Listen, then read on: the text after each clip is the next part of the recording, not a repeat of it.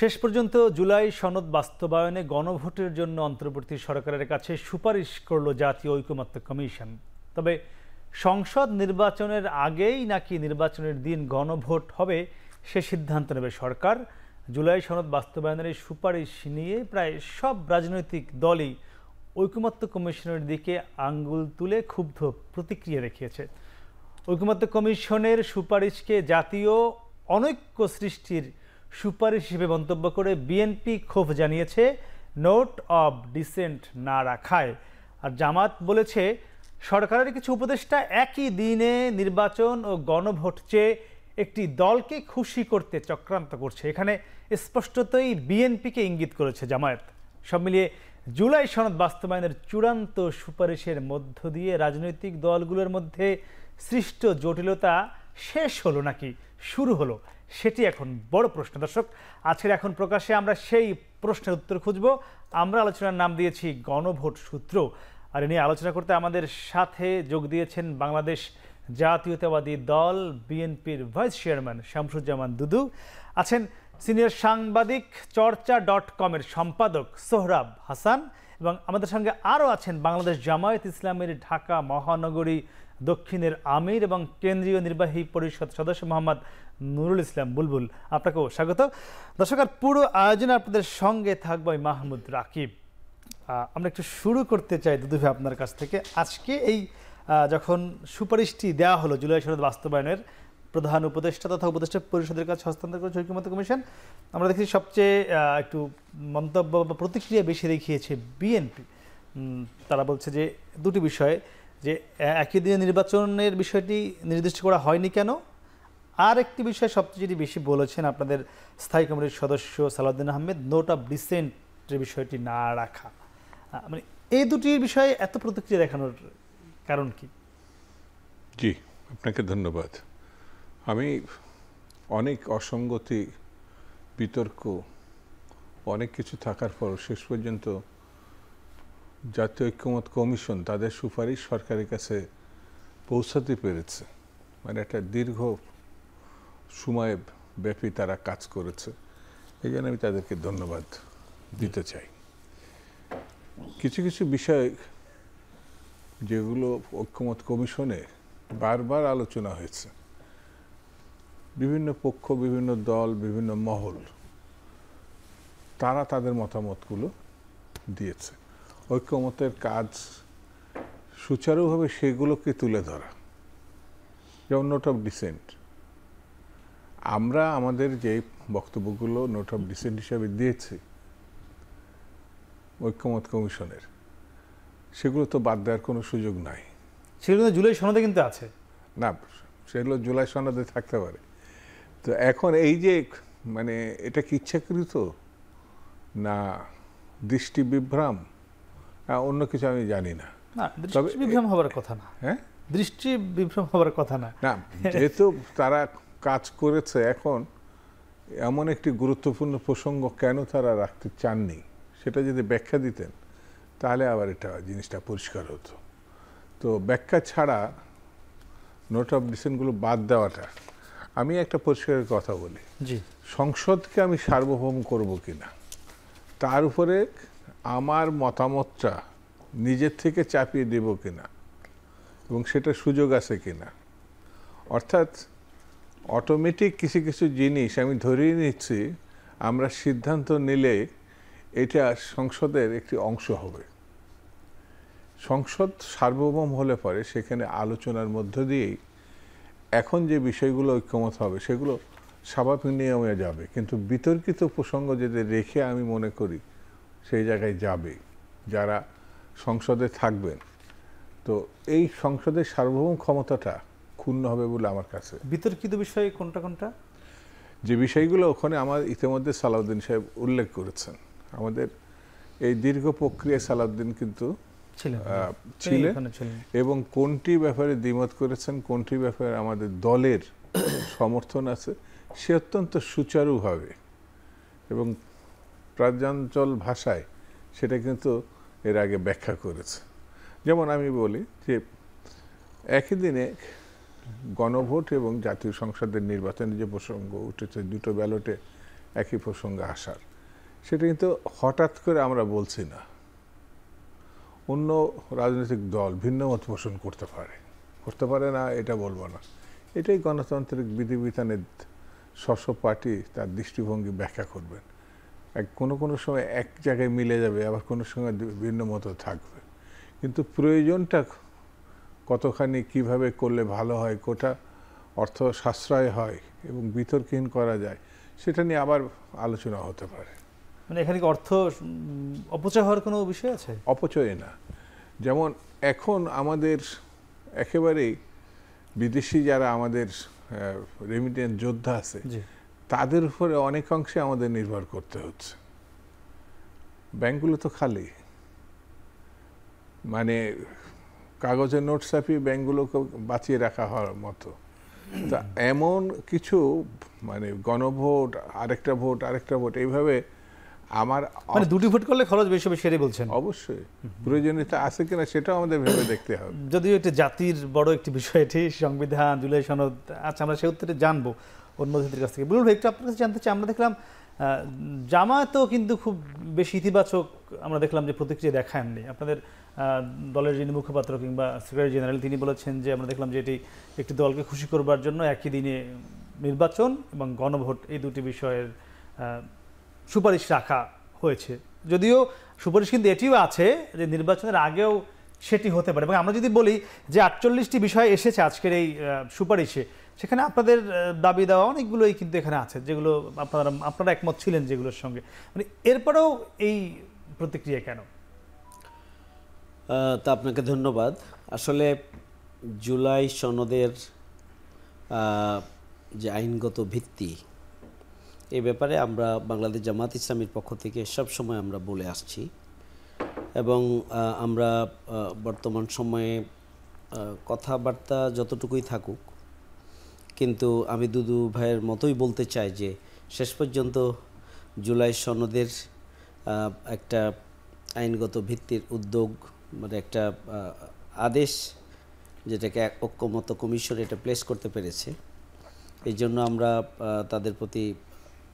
তাদেরকে আমরা শুভেচ্ছা মোবারকবাদ জানাচ্ছি যে তারা শেষ পর্যন্ত দিতে পেরেছেন। এখানে আমরা বরাবরই বলে আসছি যে গণভোট, যেহেতু এখানে সংবিধান সংশোধনের সাথে রিলেটেড বিষয় রয়েছে, অতএব গণভোট দিতে হবে। কিন্তু সেই গণভোটটি আমাদের ঐক্যমত্য কমিশন গণভোট, নির্বাচন এবং জাতীয় নির্বাচন এবং গণভোট দুটিকে একদিনে দেওয়ার ব্যাপারে আলোচনার পর্যায়ে ছিল। আমরা বারবার বলে এসেছি, বিএনপি প্রথমত গণভোটের ব্যাপারে বা আইনগত ভিত্তির ব্যাপারে তেমন আগ্রহ দেখায়নি বলা যায়। পরবর্তীতে সার্বিক বিবেচনায় তারাও গণভোটের ব্যাপারে একমত হয়েছেন। কিন্তু এই গণভোটের বিষয়টি একই দিনে করার ব্যাপারে আমরা বারবার বলে এসেছি, না, এটা করা যাবে না। এই জন্য যে যদি আমরা একই দিনে গণভোট হয় তাহলে জাতীয় নির্বাচনের প্রার্থীরা ব্যস্ত থাকবে তাদের নির্বাচন কেন্দ্রিক, আর গণভোট যেখানে সংবিধান সংস্কারের মতো মৌলিক এবং গুরুত্বপূর্ণ একটা জাতীয় বিষয়, সেই বিষয়ের দিকে কিন্তু কোনো প্রার্থী বা জনশক্তির কোনো আগ্রহ থাকবে না। সুতরাং একই দিনে এই দুটি বিষয় মানে কোনোভাবেই এটার যে মর্যাদা এবং যে দাবি, সেই মর্যাদা এখানে এস্টাবলিশড হয় না এবং একটা হালকা বিষয় হয়ে যাবে। দেখা যাবে অনেকেই জাতীয় ভোট দিয়ে আসার পর আরেকটা ভোটের ব্যাপারে তার কোনো মাথা ব্যথা থাকবে না। এই জন্য এক নম্বর কারণ যে একই দিনে এটি করা যাবে না। আমরা আলাদাভাবে আমরা দাবি করেছি যে নভেম্বর মাসের মধ্যেই গণভোট দিতে হবে এবং এই যে জুলাই সনদের আইনি ভিত্তি হবে, সাংবিধানিক ভিত্তি হবে, এই জুলাই সনদ নিয়েই পরবর্তী নির্বাচনী কার্যক্রম পরিচালনা করতে হবে। দেখেন, দ্বিতীয় কথা হচ্ছে যদি একই দিনে ভোট হয় তাহলে এখানে ঐক্যমত্য কমিশনের সাথে অলমোস্ট সবাই একমত হয়েছেন যে উচ্চকক্ষে পেয়ার ভিত্তিক নির্বাচন হবে। তাহলে উচ্চকক্ষে পেয়ার থাকবে। তাহলে আমরা উচ্চকক্ষের পেয়ারটা মানে কোথা থেকে আমরা আবিষ্কার করলাম? যদি আগে এটা ভিত্তি তৈরি না হয় তাহলে যদি জুলাই সনদ পাস না হয়, হ্যাঁ, যদি জুলাই সনদের আইনি ভিত্তি রচিত না হয় তাহলে কিভাবে পেয়ারের মাধ্যমে দ্বিতীয় কক্ষের নির্বাচন হয়? আচ্ছা, এটা তো হইতে পারে না। কারণ তাহলে কি আগে নির্বাচনটার মানে প্রক্রিয়া ওখানে লেখা আছে, নির্বাচনের দিন জাতীয় সংসদ নির্বাচন এবং জুলাই সনদের গণভোট একই দিনে হলো, তাহলে ওই একই দিনের পরে যে সংসদটা হবে বা উচ্চকক্ষ, সেই উচ্চকক্ষ তাহলে কোন আইনের ভিত্তিতে হবে? আচ্ছা, এখন যদি জুলাই সনদের বিষয়টি গণভোটের মাধ্যমে সংবিধান সংস্কারের কার্যক্রমটা আগে সম্পন্ন হয়ে যায়, তাহলে জনগণের তো এটা চিন্তার, বুঝার এবং পরবর্তী পদক্ষেপ গ্রহণ করার ক্ষেত্রে জনগণের মতামত বা সম্মতি, ভোট, জাতীয় নির্বাচনে এটার প্রভাব, বহু কিছু বিষয় এটার সাথে নির্ভর করছে। এসব কারণে গণভোটটা আপনারা আগে চান? আমরা এই জন্যই গণভোট আগে চাই এবং এটি নভেম্বর মাসের মধ্যেই গণভোট দেওয়ার জন্য আমরা সরকারকে বলে আসছি, ঐক্যমত্য কমিশনের কাছে আমরা আসবো। আমরা আবার সৌরভ ভাই, কয়েকটি প্রশ্ন দাঁড়িয়েছে। তার মধ্যে একটি প্রশ্ন হলো যে যদি জুলাই সনদের আইনি ভিত্তি আগে না হয়, সেক্ষেত্রে একই দিনে কি এই গণভোট, জাতীয় নির্বাচন, আবার উচ্চকক্ষে নির্বাচনের বিষয়টি রয়েছে, এটির কোনো আইনি কোনো সমস্যা আছে কিনা, যেটি বুলবুল ভাই প্রশ্নটি তুলেছেন? আপনাকে ধন্যবাদ এবং আমার দুই সহ আলোচককে শুভেচ্ছা। সমস্যাটা গণভোট কবে হবে এটি মূল নয়, সমস্যাটা এটাও নয় জুলাই ভিত্তির আইনি জুলাই সনদের আইনি ভিত্তি প্রয়োজন, এটা স্বীকার করি, কিন্তু আইনি ভিত্তিটা কে দেবে? রাজনৈতিক দলগুলো না জনগণ?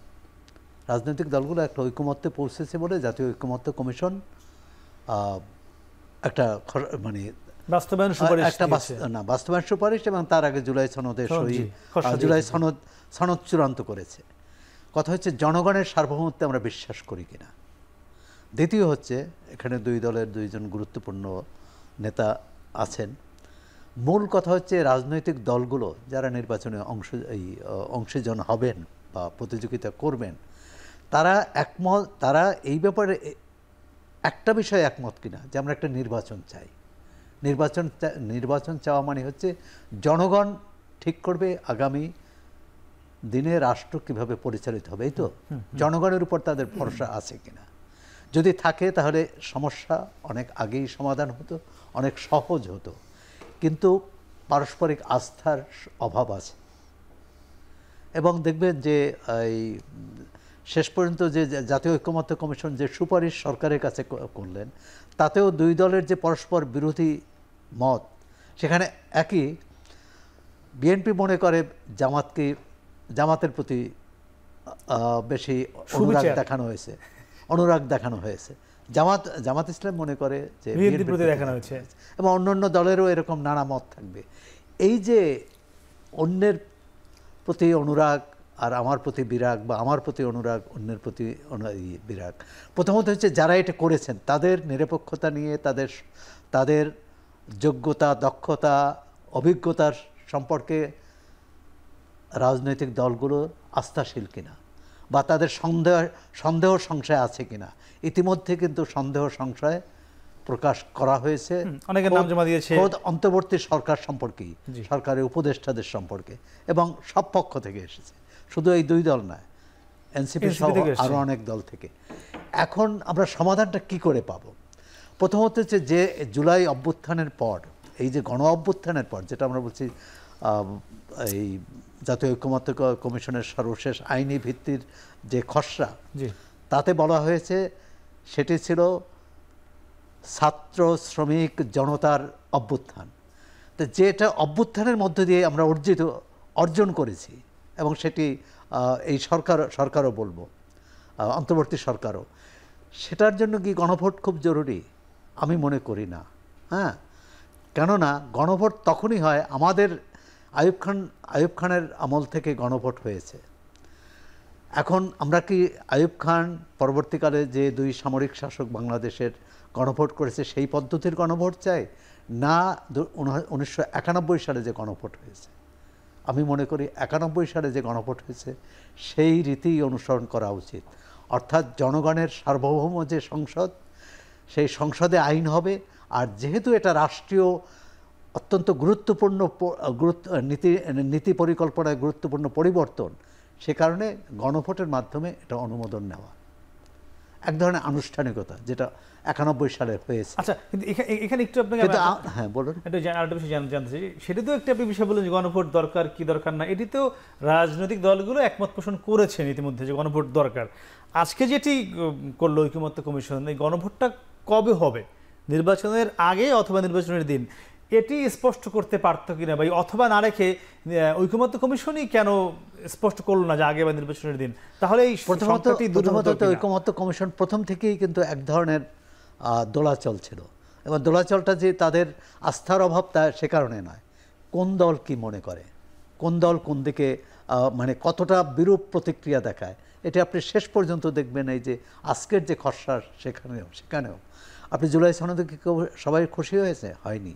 তারপরও সেটি তো হবেও না, সম্ভব না, হবেও না। কিন্তু এটি একদম সুনির্দিষ্ট একটি তারিখ বা সময় বলে দিলে দেয়া যেত কিনা সেটি বলছি আমি। সময় বলে দিলে, যদি আমার মতামত জিজ্ঞাসা করেন, আমি মনে করি এটি জাতীয় সংসদ নির্বাচনের পরেই হওয়া উচিত। তারপরও বিএনপি কিন্তু সেটাই বলেছিল, কিন্তু বিএনপি পরবর্তীকালে জাতীয় সংসদ নির্বাচনের দিন বলেছে। আজকের এই খসড়ায় আছে, যদি গণভোটে এটি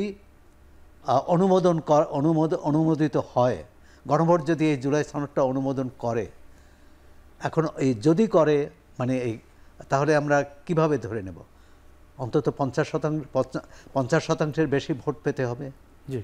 তা বিএনপির মতো দল বা অন্য আরও দল, বিএনপির যারা সহযোগী বা অন্য, বা যারা নির্বাচনের আগে গণভোট চান, শুধু তাদের সমর্থন নিয়ে অন্যরা যদি এটা সমর্থন না করে, তাহলে এই গণভোটে 50%-এর বেশি ভোটার উপস্থিতি থাকবে। হা নার দিকে আমি যাচ্ছি না, ভোটার উপস্থিতি থাকবে, এই নিশ্চয়তা খুবই কঠিন পাওয়া। আচ্ছা আচ্ছা, আমি সেই বিষয়ে একটু আবার আমি যেতে চাই বুলুল ভাই। মানে এই গণভোটের যে নির্বাচনটা হবে, এখানে বলছিলেন সৌরভ ভাই 50%-এর বেশি ভোটার উপস্থিত থাকবেন কিনা সেটি শঙ্কা আছে, এই শঙ্কা আপনারা করেন কিনা? না, আমরা এই শঙ্কা এই জন্যই করি না যে জুলাই সনদের আইনি ভিত্তির জন্য, বিশেষ করে সংবিধান সংস্কারের যে বিষয়গুলো রয়েছে সেগুলোর জন্য গণভোট এটা একটা জনগণের আকাঙ্ক্ষায় পরিণত হয়েছে। সুতরাং আমি মনে করি যে এই ধরনের যদি কোনো প্রস্তাবনা ভোট যেটা হয়, তাহলে ব্যাপক জনগণ এই ভোটে স্বতঃস্ফূর্তভাবে তাদের মতামত প্রয়োগ করবে। আচ্ছা, আর এখানে আরেকটা বিষয় ছিল যে যেটি বলছিলেন যে সৌরভ ভাই, যে বিএনপির সমমনা দলে তো অনেক ভোটার রয়েছে, এমনও তো হতে পারে না, যেমন আপনাদের অনেক রয়েছে, সমর্থন রয়েছে, মাঠে ঘাটে ভোটার রয়েছে, যদি নির্বাচনের আগেও হয়, এটা নিয়ে সংখ্যাকে শুধুমাত্র অর্থেরই ব্যাপার না, অন্য কোনো সংখ্যা আপনারা করছেন? একটা ব্যাপার, কিন্তু অর্থই একমাত্র না, উপস্থিতিটা। মানে এটি মনে হয় না যে এই যদি গণভোটটা হয়, রায় তো আপনাদের পক্ষেই যেতে পারে? আগে করা আর পরে করা তো একই সময় একটা ভোটার যখন উপস্থিত হবে, এটাও রাজনৈতিক দলের যারা কর্মী সমর্থক, তারা কিন্তু উদ্বুদ্ধ করার কারণে তারা আসবে, শতপ্রবৃত্ত হয়ে একটা অংশ আসবে, কিন্তু রাজনৈতিক দল ভোটের উপর আস্থা, বিশ্বাস, সমর্থন, সম্পর্ক, এগুলো একটা ফ্যাক্টর হিসাবে কাজ করে। যদি কাছাকাছি সময়ে মানে একই দিন হয়, ব্যালট তো দুটা, মানে যতটা সহজে হয়, আর ওইটা একটা মানে দুইটা আপনাকে উদ্যোগী ভূমিকা পালন করতে হয়। না, সেক্ষেত্রে জামাত বলছিল যে তখন সবাই থাকবে, জাতীয় নির্বাচনের ভোটের দিকে নজরটা থাকবে, এই যে জুলাই সনদের যে গণভোট, এদিকে হয়তো যারা প্রার্থী থাকবেন, আপনারা হয়তো মানুষকে বোঝাবেন না, কিংবা মানুষের আগ্রহ কম থাকবে, এই সংখ্যাটি এবার জামাত করছিল কিছুক্ষণ আগেই। অমূলক না, নিজের জন্য ভোট চাওয়া আর জুলাই সনদের জন্য আলাদা করে অন্য একটা সময় ভোট চাওয়া, এটা ওই যেটা সৌরভ ভাই বললেন, মানে 50%-এর একটা ব্যাপার যদি আমি ধরে নিই, যদি এইটা ভোটার সংখ্যা খুব কমে যায়, আমি মানে এই গণভোটটা নিয়ে প্রশ্ন উঠতে পারে, যদি কমে যায়। তো আমাদেরকে সবাই যদি কাছাকাছি মতামত না থাকে, বিচ্ছিন্নতা থাকে, তাহলে আবার অনেক রকম দুর্বলতা দেখা দিতে পারে আমার বিবেচনায়।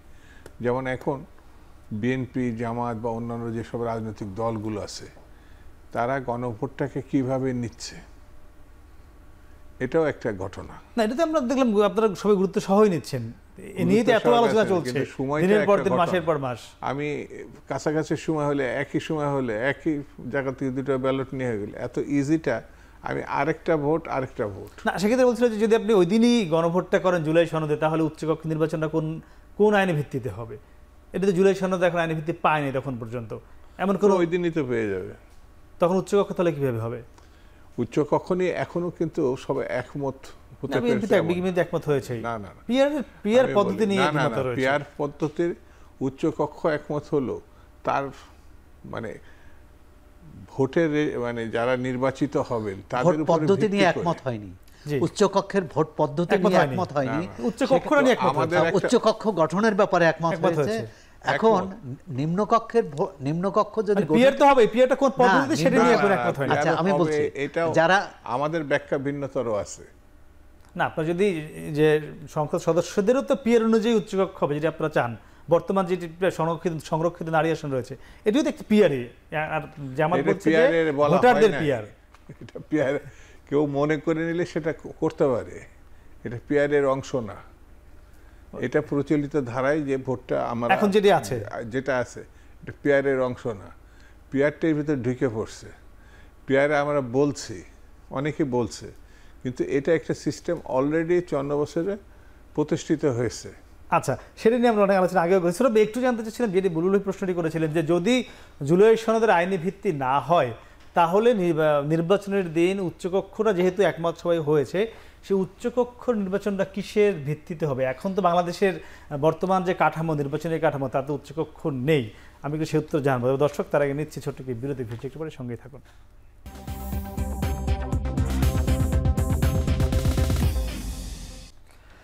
ফিরে এলাম বিরতির পরে। কথা বলছিলাম গণভোট সূত্র নিয়ে। আমরা ছিলাম সৌরভ আপনার কাছে, যেটি আমাদের প্রশ্ন ছিল যে যদি জুলাই সনদের আইনি ভিত্তি না থাকে, তাহলে যেদিন জাতীয় সংসদ নির্বাচন হবে এবং বর্তমান যে একটি একমতে বা ঐকমত্যে এসে পৌঁছেছে সব রাজনৈতিক দলগুলো, আগামী নির্বাচনে উচ্চকক্ষ থাকছে, তবে সেটি কোন প্রক্রিয়ায় উচ্চকক্ষে নির্বাচিত হবেন সেটি বাস্তবায়ন প্রক্রিয়া নিয়ে দ্বিমত রয়েছে। কিন্তু সেই উচ্চকক্ষটা কোন প্রক্রিয়ায় হবে যদি জুলাই সনদের আইনি ভিত্তি না থাকে? প্রথমত হচ্ছে জুলাই সনদের যে আইনি ভিত্তি, এ তো একটা আদেশের মাধ্যমে হচ্ছে। সেই আদেশটা আরও জনগণের সমর্থন নেওয়ার জন্য গণভোট হবে।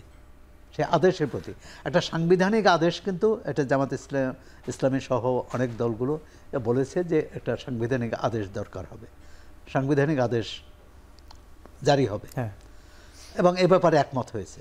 এখন গণভোট একটা হচ্ছে যে প্রশ্ন, যে গণভোটে যদি উপস্থিতি কম হয়। দ্বিতীয় হচ্ছে যে আপনি যে বললেন যে আচ্ছা জাতীয় সংসদ, আচ্ছা জাতীয় সংসদ নির্বাচন এবং গণভোট যদি একদিনে হয়, তাহলে যদি ভোটার যেটি আপনি বললেন জাতীয় সংসদ নির্বাচন, এই সংসদ সদস্যদের ভোটের ভিত্তিতে তো উচ্চকক্ষ হবে, ধরে নিলাম আনুপাতিক হারে হলো। তার মানে জাতীয় সংসদে কত শতাংশ ভোট দিলেন তারা, এই ভোটাররা কোন দলে কত ভাগ ভোট দিলেন তার ভিত্তিতে উচ্চকক্ষ হবে। আর বিএনপির দাবি অনুযায়ী হচ্ছে যে এমপিদের আনুপাতিক হারে, যেটাই হোক, মানে আগে না, কিন্তু আপনার এখন তো উচ্চকক্ষ নাই বর্তমান, আগে এখন তো নাই, এবং নিম্নকক্ষ গঠিত হওয়ার আগ পর্যন্ত উচ্চকক্ষ গঠনের কোনো সম্ভাবনা নেই। এটা হবে না, হবে না। তারপরে এটা কিন্তু স্বয়ংক্রিয় পদ্ধতিতে হবে না, 45 দিন পরে হবে, নরমালি 45 দিন পরে হয় প্রথম নিম্নকক্ষ গঠিত হওয়ার পরে। এখন যেটা হচ্ছে যে নিম্নকক্ষ গঠিত হলে এবং গণভোট, এখানে কিন্তু বিষয় আছে, আগে কিন্তু আপনার নামগুলো আগে জানাতে হয়। উচ্চকক্ষ যখন হবে, যে বিএনপির কারা কারা এই 100 আসনে প্রার্থীর তালিকাটা কিন্তু আগে দেওয়ার নিয়ম। আবার এখন সেটার নির্বাচন কমিশন, উচ্চকক্ষের নির্বাচনের ব্যাপারে কিন্তু এই গণভোট এবং উচ্চকক্ষ উভয়ই, বিশেষ করে গণভোটের ব্যাপারে সরকারের পক্ষ থেকে নির্বাচন কমিশনকে আহ্বান জানাতে বলেছে যে তারা যাতে এটা ব্যবস্থা করে বলেছে, দ্রুত এখন সিদ্ধান্ত নেওয়ার বিষয়। প্রথমত হচ্ছে একই দিনে যদি হয়, তো একই দিনে তো ফলাফলটা, গণভোটের ফলাফলও জানা যায়। এখন যেটা সমস্যা হতে পারে আগে হলে, বুলবুল ভাই বলছেন যে বিপুল সংখ্যক মানুষ স্বতঃস্ফূর্তভাবে গণভোটের পক্ষে রায় দিবেন। যদি না দেয়, যদি ধরেন বিএনপি যেহেতু চাচ্ছে যে নির্বাচনের দিন হবে, যদি সিদ্ধান্ত হয় আগে হবে, বিএনপি যদি শুধু তারিখের কারণেই যদি তার সমর্থকদের বা তার ভোটারদের বলে যে গণভোটে না যাওয়া, যদি আমি এটা বিএনপি বলবেই, আমি এটা বলছি না, যদি কোনো দল বা বিএনপি বা অন্য দল যদি অথবা তারা নিষ্পৃহ থাকে, তারা কিছুই বললেন না বা ভোটারদের উপর ছেড়ে দিলেন, তাহলে বাংলাদেশের যে নির্বাচন পদ্ধতি, আমাদের অভিজ্ঞতা, আর সেটি কি এই স্বতঃস্ফূর্তভাবে মানুষ দলে দলে যে গণভোটের পক্ষে বা বিপক্ষে ভোট দিবে, এটা আমার মনে হয় না। যদি দেয় ভালো, বুলবুল ভাইরা যদি সেটা পারেন, কিন্তু গণভোটের আমাদের অতীত অভিজ্ঞতা খুব সুখকর নয়, সেটা আগেই বলেছি। না, আগে গণভোটে তো অনেক ভোট পড়েছে, বাংলাদেশে যে গণভোটগুলো হয়েছে, বাংলাদেশে যে গণভোটগুলো পড়েছে সেটা আপনি দুদুভাই জানেন, অন্তত এরশাদ আমলেরটা তো বলবেন যে 85 সালে যে গণভোট হয়েছিল 25% ভোটার না গেলেও সেটি 77% দেখানো হয়েছে। আচ্ছা, দেখানো হয়েছে। এখন এই তাহলে আপনার কি মনে হয়, আমরা যদি শুরুতে বলছিলাম যে এই যে এখন এই জুলাই সনদ বাস্তবায়নের যে সুপারিশ মেলা আজকে দেয়া হলো, উপস্থাপন করা হলো, এর মধ্য দিয়ে কি তাহলে সংঘাত থামলো না একটা জটিলতা শুরু হলো? একটা তো অগ্রগতি, এটা তো অগ্রগতি। জুলাই সনদের সই হওয়া এটা যেমন অগ্রগতি, এই যে এটা নিয়েও তর্ক বিতর্ক হতে পারে। এখন হতে পারে যে হ্যাঁ, সব দল যদি মনে করে যে এখন কি কাছাকাছি, তো যে কেউ নভেম্বর বলছে আর কেউ ফেব্রুয়ারি, এই তো গণভোট, তো এটার ব্যাপারে আলোচনা করে সমাধান হতে পারে, বা সরকার যেটা মনে করে সেটা চাপিয়েও দিতে পারে। সরকার যদি মনে করে আর যে সরকার চাপিয়ে দেওয়া তো না, সরকার সিদ্ধান্ত নিতে পারে, এই সিদ্ধান্তের বাইরে কোনো দল যাবে বলে মনে হয় না। এখন সরকারের উপর এটা ছেড়ে দেওয়া হয়েছে। যদি সরকার সিদ্ধান্ত নেয় যে জাতীয় নির্বাচনের আগেই গণভোট হবে, বিএনপি মেনে নেবে? যদি না, একটু সিদ্ধান্ত আসতে হবে। কেন এইগুলো আলোচনা করা টকশোতে আমার কাছে মনে হয় সময়টাকে কভার করা এটা ঠিক আছে, কিন্তু এই না, কিন্তু এক সিদ্ধান্ত কি নিবে না সরকার? হ্যাঁ, সরকার তো দুটি সিদ্ধান্তে থাকবে না। এই সরকার আছে প্রতিটি রাজনৈতিক দলের মধ্য দিয়ে জনগণের সরকার। তো জটিলতা বাড়ানো না, জটিলতা কমানো তার কাজ। সে যদি সিদ্ধান্ত নেয়, আপনারা তো একমত হতে পারছেন না। জামাত বলছে আগে, আপনারা বলছেন ওই দিন। সরকার তো বিপদে আছে। না, কোনো বিপদে নাই। কোনটি করলে ভালো হয় বিষয়টা দেখতে হবে, মানে মিনিংফুল হয় গণভোটটা, যেটা সৌরভ ভাই আলোচনা করলেন, যে এই ভোটটি যদি মিনিংফুল না হয়, যেটা আমি আগে করি, কেমন ভোট হবে, একই দিনে করলে কেমন হবে, এগুলো খুব, কিন্তু আমাদের ভোটে যারা অতীতে দৃষ্টি রাখছে তারাও মানে আমার মনে হয় সিদ্ধান্ত নিতে করবে না। আলাদা করে সিদ্ধান্ত নিয়ে, যেমন এই জুলাই সনদের নানান বিতর্ক হয়েছে, যাদের অবস্থান থেকে এটাকে চাপ প্রয়োগ করার চেষ্টা করছে, একেবারেই দেখা গেল যাবে না, তারপরে এমন অনেক দলও সেখানে গিয়ে সই করছে, আমরা তো করছি। আবার জুলাই সনদের দাবিদার যারা ছিল তারা এখনো পর্যন্ত কিন্তু সই করে নাই, এখন আবার তারা পথ খুঁজছে কিভাবে সই করা যায়। এই ধরনের বিতর্ক একটা থাকতে পারে, তবে আমাকে দেখতে হবে বাস্তবতাটা কি। এখন আমি যদি মনে করি আগে করলে ভালো হয়, এটা আলোচনা হতে পারে। মানে এমন না যে আপনার না বলছে বা হ্যাঁ বলছে এই জায়গায় স্থির হয়ে গেছে। অতীতে অনেক ঘটনায় কিন্তু তা হয় নাই, আলোচনার মধ্যে দিয়ে একটা জায়গায় পৌঁছানো, মত পাল্টানো হয়েছে, আমরা দেখেছি। হ্যাঁ, অনেক গেছে, বিভিন্ন রাজনৈতিক দল এটা আস্তে আস্তে অনুধাবন করছে। তো এই বিষয়টি নিয়ে এত সিরিয়াস হওয়ার আমার কাছে কিছু মনে হয় না। ভোটটাও হবে, আগে হোক পরে হোক, এটা দায়িত্বশীলতার, কারণ পার্লামেন্টটা হতে হবে সার্বভৌম।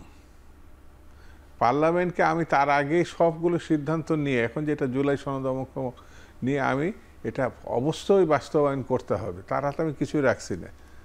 জি জি, বলুন ভাই, আমার আপনার মানে বিপরীত প্রশ্ন, যদি জাতীয় নির্বাচনের দিন সরকার তো একটি সিদ্ধান্তে যাবে, সেটি করা হয়, সেটি জামাত মানতে প্রস্তুত কিনা আগে না দিয়ে? আসলে জুলাই সনদ নিয়ে তো অনেকগুলো বিষয়ে রাজনৈতিক দলগুলোর মধ্যে ভিন্নমত ছিল, এবং এগুলো আলাপ আলোচনা, দীর্ঘ 3 মাসের আলাপ আলোচনার মধ্য দিয়ে অনেকগুলো বিষয়ে রাজনৈতিক দলগুলো কাছাকাছি এসেছে। আবার নোট অফ ডিসেন্ট যে সমস্ত বিষয়গুলোতে দেওয়া ছিল যেগুলো যৌক্তিক বিষয় ছিল, অধিকাংশ রাজনৈতিক দলের ছিল। এরপরে একটা রাজনৈতিক দল যদি নোট অফ ডিসেন্ট দেয় সেটাকে আমলে নেওয়া দরকার, সেই হিসাবে তারা একটা লেভেল পর্যন্ত আমলে দিয়েছেন। ফাইনালি তারা যে আদেশটা দিয়েছেন এখানে নোট অফ ডিসেন্টকে তারা রাখেন নাই। আমার মনে হয় সনদে কিন্তু আছে সুপারিশ মেলাতে নাই, সুপারিশটাই তো মেইন, তো সেই জায়গায় আমার মনে হয় যে এখন যে পার্থক্যটা আছে যে নির্বাচনের দিন না আগে। সৌরভ ভাই যেটা বলেছেন এটা পরে, এটা ওনার ব্যক্তিগত মতামত হতে পারে, এই ধরনের কোনো বক্তব্যই কেউ দেয় নাই। পরে হবে তাহলে 5ই আগস্টের গণঅভ্যুত্থান, তারপর হচ্ছে জনগণের অভিব্যক্তির যে গভর্নমেন্ট এবং জনগণ যে সার্বভৌম, এবং অতীতের সংবিধান তো সার্বভৌম ছিল, আছে, সংবিধানের একটা পাওয়ার আছে, কিন্তু সেই পাওয়ারকে কাজে লাগিয়েই তো ফ্যাসিস্ট অপশক্তি আগে যা করেছে। আবারও সামনের দিনে কি হবে এই অনিশ্চয়তা থেকেই তো, সামনের দিনে এই অনিশ্চয়তাগুলো থেকেই তো জনগণের অভিপ্রায়ের ভিত্তিতে যে সরকার আছে সেই সরকার কিছু সংস্কার করবেন। সেই সংস্কারগুলো এখন আইনি ভিত্তি দেওয়ার অর্থই হচ্ছে আগামী দিনের নতুন সংসদ যেন এটাকে ইগনোর করতে না পারে, এগুলোকে কাভার করিয়ে অগ্রসর হতে হবে। কোনো দলীয় স্বার্থ এবং কোনো ভিন্ন দৃষ্টিভঙ্গি যেন এখানে কাভার না করে, এটা 54 বছরের পরে বাংলাদেশ যেন সঠিক পথে অগ্রসর হয়, সেই জন্য সেটি করা হয়েছে। আমি মনে করি যে আসলে যে পার্থক্যটা এখন আছে আমরা পরিষ্কার করে বলেছি যে এটা আগে হতে হবে, এবং তার জন্য যে যুক্তি আমরা বারবার দিয়েছি, আজকেও আমি 2টি যুক্তির কথা বলেছি। উপস্থিতির ব্যাপারে যে কথাটা বলা হয়েছে, উপস্থিতি আগের দিনের যে সমস্ত গণভোট হয়েছে ওই গণভোটের সাথে এটা প্রকৃতিগত পার্থক্য আছে।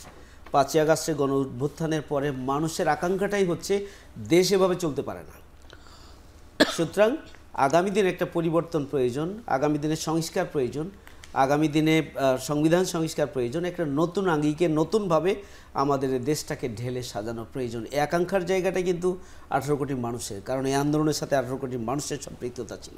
সুতরাং এটাকে আগের গণভোটের সাথে বিবেচনা করার কোনো সুযোগ নেই যে কত পার্সেন্ট উপস্থিত হবে।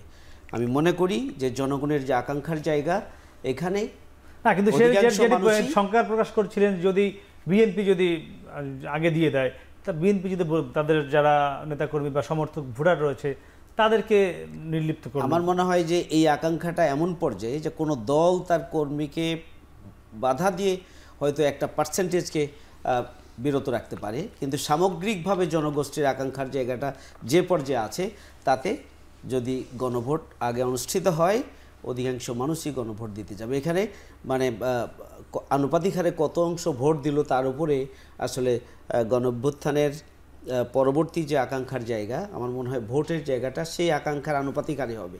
এটা কোনো রাজনৈতিক দলের জনশক্তিকে আলাদা রাখার মধ্যে দিয়ে খুব বড় ধরনের পার্থক্য সে তারা করতে পারবে না, যে দলই হোক না কেন, কারণ এটা একটা মাস পিপলের একটা আকাঙ্ক্ষার সাথে এটা সম্পৃক্ত।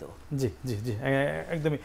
আরেকটা বিষয় একটু বলতে হয় যে এত বড় একটা বিষয় আমাদের মানে 2000 মানুষ জীবন দিলেন, ছাত্র তরুণ জনতা রক্ত দিল, এরপরে 50,000-এর অধিক আহত, এবং এর মধ্যে একটা অংশ পঙ্গুত্ব বরণ করলো, হাত পা চোখ হারালো। এত বড় একটা ঘটনা কোনো 200-400-500 কোটি টাকা দিয়ে তো এটা বিবেচনা করা উচিত না। আমার মনে হয় যে জুলাই সনদের সংবিধান সংস্কার রিলেটেড যে বিষয়, সেই বিষয়টি গণভোটকে গুরুত্বের সাথে নিয়েই সরকারের পক্ষ থেকে এটার প্রচারণা প্রয়োজন, এবং এটা বাস্তবায়নের জন্য উদ্যোগ প্রয়োজন। এটা আগেই হওয়া উচিত, এবং তার ভিত্তিতেই পরবর্তী নির্বাচন হবে। এটা তো খুবই পরিষ্কার যে আমরা উচ্চকক্ষের সাথে একমত হয়েছি।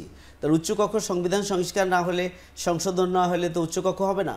তাহলে কি আমরা রেট্রোস্পেক্টিভ মানে প্রক্রিয়ার মধ্যে আমরা যাবো? এটি হইতে পারে? এত বড় একটা বিষয়টি তো হইতে পারে না।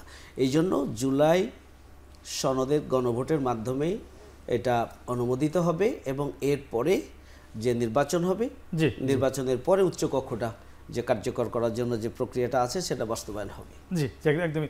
স্যার ভাই, অনেকগুলো বিষয় এসছে, আমি আপনার কাছে যেটি বলছিলাম যে একমত কিন্তু হওয়া যাচ্ছে না, আমরা বারবার যেটি বলছি, এবং সেই একমত না হওয়ার ক্ষেত্রে আজকে একজন উপদেষ্টা সরকারের মাহফুজ আলম তিনি আজকে বলেছেন যে আমরা আবারও একটি রাজনৈতিক সংঘাতের দিকে যাচ্ছি। তিনি আবার শঙ্কা প্রকাশ করেছেন যে এই বিএনপি আর জামাত বিশেষ করে অনেকগুলো বিষয়তে একমত হতে যাচ্ছে না, এনসিপিরও একই মত, অনেকগুলো বিষয় একমত হতে যাচ্ছে না। মানে আমরা আসলে কি সে রাজনৈতিক সংঘাতের দিকে যাচ্ছি কিনা আমি সে উত্তর জানবো। তবে দর্শক তার আগে আবার ছোট্ট একটি বিরতি, ফিরছি একটু পরে, সঙ্গে থাকুন।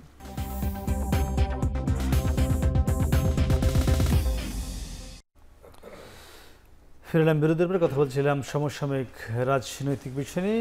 আমরা ছিলাম সোহরাব আপনার কাছে, যেটি বলছিলাম যে তথ্য উপদেষ্টা মাহফুজ আলম আজকে বলেছেন যে আবারও রাজনৈতিক সংঘাতের দিকে যাচ্ছি। তিনি 111-এর দিকেও একটু আঙ্গুল তুলে বলেছেন যে তেমন শঙ্কার কথাও তিনি বলেছেন, সেদিকে আমরা যাচ্ছি কিনা আবারও। না, আমরা তো একটা সমাধানের কাছাকাছি এসে পৌঁছেছি। প্রথমত যে জুলাই সনদ সই হয়েছে, আইনি ভিত্তির ব্যাপারেও জাতীয় ঐকমত্য কমিশন সুপারিশ দিয়েছে, সরকার এটি চূড়ান্তভাবে গ্রহণ করবে এই অপেক্ষায়। এর মধ্যে সংঘাতের প্রশ্ন আসে এবং সেটা যদি রাজনৈতিক দলগুলোর মধ্যে নির্বাচন নিয়ে সংঘাত, পরস্পর বাক্যবাণে জর্জরিত করা, এটা হতেই পারে। কিন্তু যখন একজন উপদেষ্টা বলেন সেটা কিন্তু একটু গুরুত্বের সঙ্গে দেখা, এর আগেও বলেছেন এবং এক ধরনের তার অভিজ্ঞতার কথাও বলেছেন। তো সুতরাং আর পুরোটা এর সাথে যদি মিলে, জামাত ইসলামের একজন নেতা কিন্তু, গুরুত্বপূর্ণ নেতা কিন্তু বলেছেন যে আগামী নির্বাচন যদি ভালো নির্বাচন না হয়, অর্থাৎ জবরদস্তির নির্বাচন হয়, তাহলে প্রধান উপদেষ্টার কাছে আহ্বান জানিয়েছেন যে তিনি যাতে এই নির্বাচন বাতিল করেন, মানে এই ক্ষমতা যাতে এই সরকারে থাকে।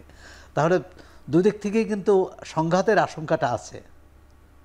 হ্যাঁ, এইটা কিন্তু এটাও বলবো যে পারস্পরিক বোঝাপড়ার সংকট, বোঝাপড়া না থাকা এবং আস্থার সংকট। অর্থাৎ নির্বাচনটা করবে কে? জনগণ, ভোটাররা। ভোটারদের প্রতি আমাদের রাজনৈতিক দলগুলো কতটা আস্থা আছে? শতভাগ যদি আস্থা থাকে ভোটাররা নির্ধারণ করবে। কিন্তু আমরা কেন ভাবি যে বিএনপি বাক্স ভরবে, জামাত ইসলামী বাক্স ভরবে বা এনসিপি বাক্স ভরবে? এই চিন্তাটা আসে কেন? এই চিন্তাটা আসে কিন্তু অনাস্থার কারণে। আমি মনে করি আগামী নির্বাচন মোটামুটি সুষ্ঠু করতে হলেও রাজনৈতিক দলগুলোকে কাছাকাছি আসতে হবে।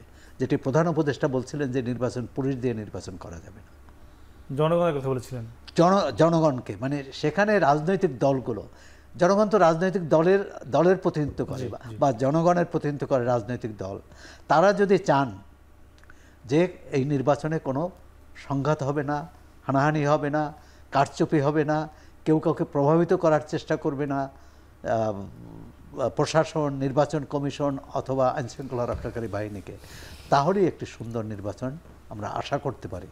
কিন্তু সেটি কতটা রাজনৈতিক নেতারা মুখে বলবেন আর কতটা অন্তরে বিশ্বাস করবেন তার উপরে নির্ভর করবে আসলেই আমরা সংঘাতের দিকে যাচ্ছি কি যাচ্ছি না। এই যে অবিশ্বাসের জায়গা, রাজনৈতিক নেতারা মুখে কি বলবেন, অন্তরে কি আছে।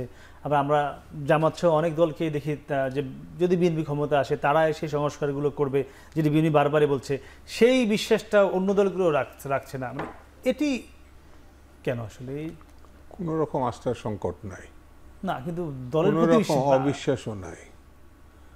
যারা আওয়ামী লীগের অনুসারী, আওয়ামী লীগকে গুরুত্ব হিসেবে নিতে চায়, যারা আওয়ামী লীগকে মনে করে অসাম্প্রদায়িক একটি রাজনৈতিক দল, গণতন্ত্রের ধ্বজাধারী, মুক্তিযুদ্ধের ধ্বজাধারী, তাদের মধ্যে এই বিবেচনাটা আছে যে অনাস্থা, অবিশ্বাস, যারা বিএনপি বা জামাত বা এই ট্রেন্ডে যারা মানে স্বৈরাজতন্ত্র মানে ধ্বংস করেছে, উৎখাত করেছে, এদের কোনো শঙ্কা থাকতে পারে। আর বর্তমান সরকারে যার যদি কেউ সংঘাত অমুক, তাদের ব্যক্তিগত সমস্যা আছে।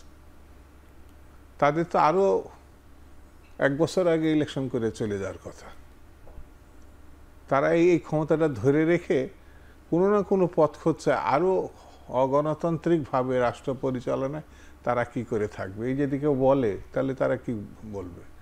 আমাদের এখানে এক্সাম্পল আছে, আপনি যেটা বললেন যে 1 বছর আগে চলে যাওয়ার কথা, এক্সাম্পল আছে 90-র গণঅভ্যুত্থানের পরে 3 মাসের মধ্যে, 90 দিনের মধ্যে সংবিধান অনুযায়ী জাস্টিস শাহাবুদ্দিন সাহেব নির্বাচন দিছে, নির্বাচন করে চলে গেছে। ক্ষমতায় আওয়ামী লীগ যে প্রতিশ্রুতি বাস্তবায়ন হবার কথা ছিল তাকে হয়েছিল, ওইটা আরেকটা প্রশ্ন। এবার তো সেই জায়গা থেকে রাজনৈতিক দলগুলো বিশ্বাস রাখতে পারছে না যে বিএনপি সংস্কার করবে। আপনি আরেক জটিলতা, আমার প্রশ্ন সেদিকেই ছিল। না, আপনি আরেক জটিলতা করতে, কারণ আপনি নিজেও মানে স্বাভাবিকতায় বিশ্বাস করতে পারছেন না। মানে আমি যেটি স্টাবলিশ করার চেষ্টা করছি যে এই এক্সাম্পল আছে বাংলাদেশে, আপনার ওইটা মাথার ভিতর ঢুকছে না।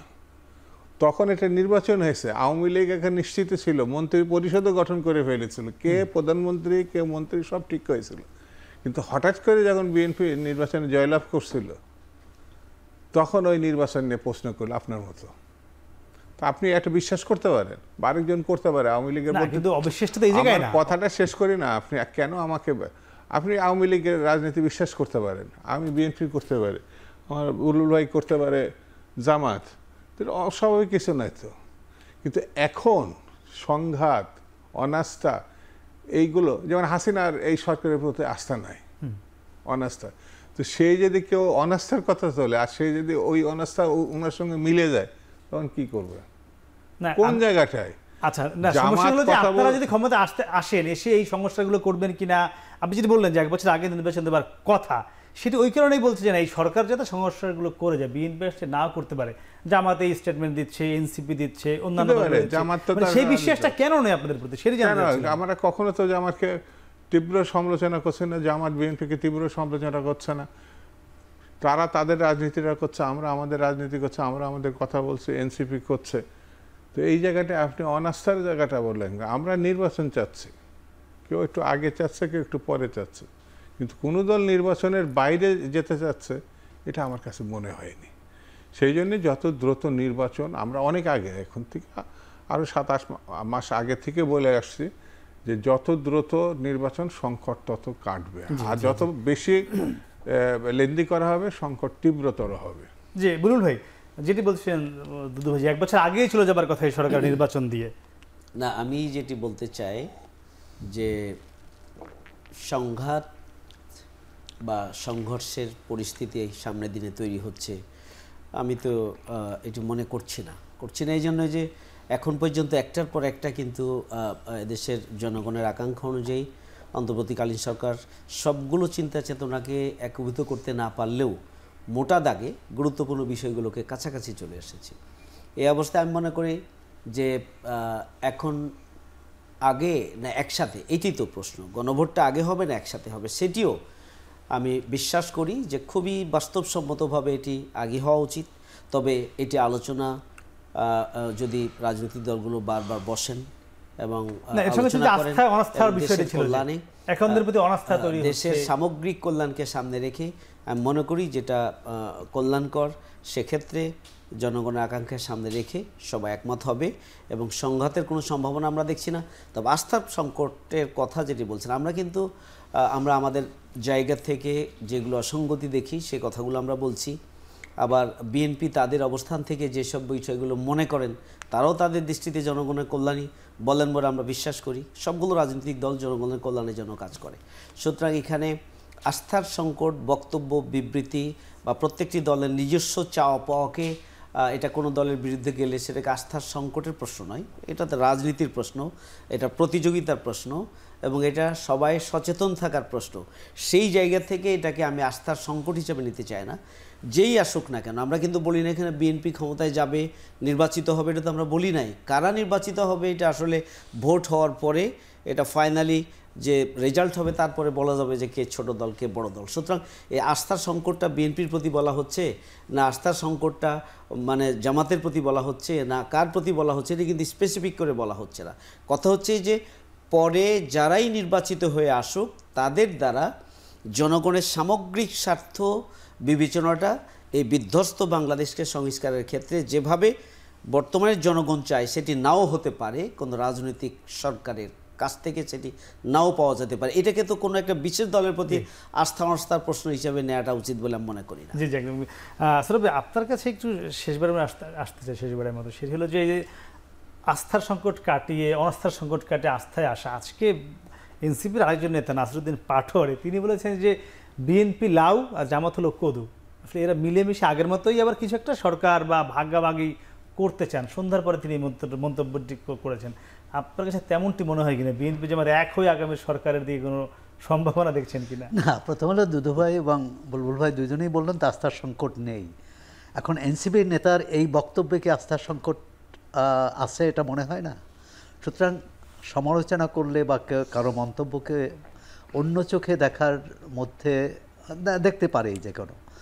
বিষয়টি হচ্ছে এই যে 4টি ছাত্র সংসদ নির্বাচন হলো, ছাত্র সংসদ নির্বাচনের ফলাফল যদি অন্য হতো কি প্রতিক্রিয়া হতো জানি না, কিন্তু এই 4টি ছাত্র সংসদ নির্বাচনে জামাত শিবির সমর্থিত প্যানেল জয়ী হওয়ায় বিএনপি এবং বিশেষ করে ছাত্রদল থেকে কিন্তু বলা হয়েছে সাবেক স্বৈরাচারের সঙ্গে আতাত করে, ছাত্রলীগের সাথে আতাত করে তারা জয়ী হয়েছে। সুতরাং এই যে এটা তার মানে ভোটারদের, সাধারণ ভোটারদের প্রতি তাদের ভোটারদের যে রায় সেটাকে কিন্তু তার প্রতি অনাস্থা প্রকাশ করা হয়েছে। অনাস্থা প্রকাশ করা হয়েছে যে সাবেক স্বৈরাচার এতই শক্তিশালী যে তারাই একটি সংগঠনকে জিতিয়ে দিতে পারে, আরেকটি সংগঠনকে হারিয়ে দিতে পারে। এটাই আমি বলছি আস্থার সংকট। সুতরাং এটাকে অন্য আর দ্বিতীয় প্রশ্ন কি ছিল আপনি বললেন?